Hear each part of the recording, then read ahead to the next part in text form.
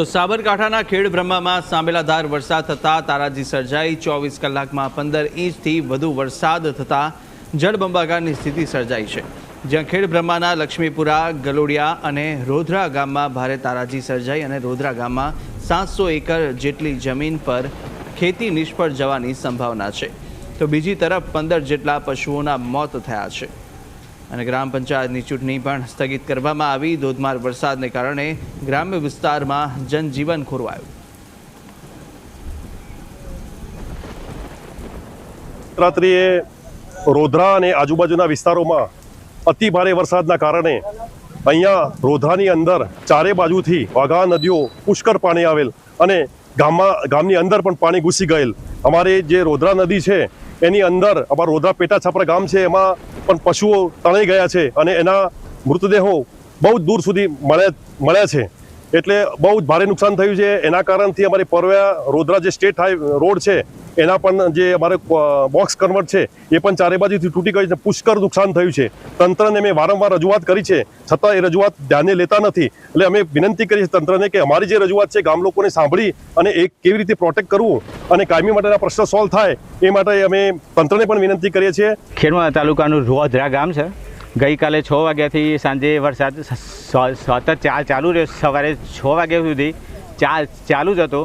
તે આખું ગામ બેટમાં ફેરવાઈ ગયું છે ને ગાયો ભેંસ હતી એ મરણ થઈને 2-3 કિલોમીટર આગળ છે અને ડ્રીપની નળીઓ સંપૂર્ણ ખલાસ છે, ખેતી સંપૂર્ણ નાશ છે। સરકાર નમ્ર વિનંતી કે કોઈ પૂરું પાડે, કંઈક સહાય બહાય તો જરા નોંધ લેવા વિનંતી છે। જો ગઈકાલે સાંજે 6 વાગ્યાથી તે સવારે 6 વાગ્યા સુધીમાં સતત વરસાદ ચાલુ હતો અને એ વરસાદના કારણે પાણી પણ ખૂબ ભરાઈ ગયા છે। વાઘામાં પાણી એના ઉપર થઈને આજુબાજુના ખેતરોને પણ સાફ કરી દીધા છે, એટલું બધું પાણી આવ્યું છે।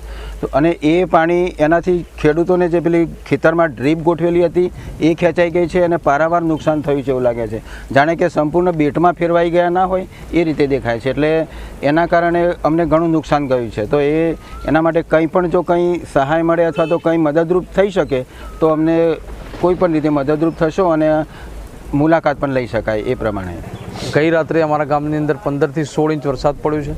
તે વરસાદના લીધે ખેતીની અંદર 100% નુકસાન થયું છે। અમારા ગામની અંદર 100% મગફળીનું વાવેતર થાય છે, 100% મગફળી આજે નિષ્ફળ જઈ છે અને ટપક સિંચાઈમાં આખા ગુજરાતમાં પહેલા નંબરનું ગામ રોધરા છે કે એમાં 100% ડ્રીપ પદ્ધતિ તો થઈ રહેલી છે, તે સંપૂર્ણપણે આજે આટલા બધા ભારે વરસાદની અંદર તણાઈ ગયેલી છે અને અમારા ગામના પશુઓના પણ મરણ થયેલા છે તણાઈ જવાથી, પણ 12 થી 13 ઢોર મરી ગયેલ છે અને રોડ રસ્તા બધું આજે નુકસાન પૂરેપૂરું થયું છે, તે પણ તૂટી ગયેલું છે। લાઇટના થાંભલા પણ તૂટી ગયેલા છે અને આજે અમારા ગામની અંદર સરપંચના ઇલેક્શનની ચૂંટણી છે, તો એમાં પણ ચૂંટણી બંધ રાખી છે, સ્થગિત કરી છે અમે, અને મતદાન કરવા માટે કોઈ વ્યક્તિઓ આવવા પણ તૈયાર નથી, એટલું બધું ભારે ગામમાં નુકસાન થયું છે, તારાજી થઈ છે। તો સરકારશ્રીમાં નમ્ર નિવેદન છે કે એનું સર્વે કરાવી જે તે કોઈ ખેડૂતોને જે તે કક્ષાએ જે પ્રમાણમાં નુકસાન છે પ્રમાણમાં નુકસાન સરભર કરી ભરપાઈ કરે એવી તે સરકારશ્રીને વિનંતી છે।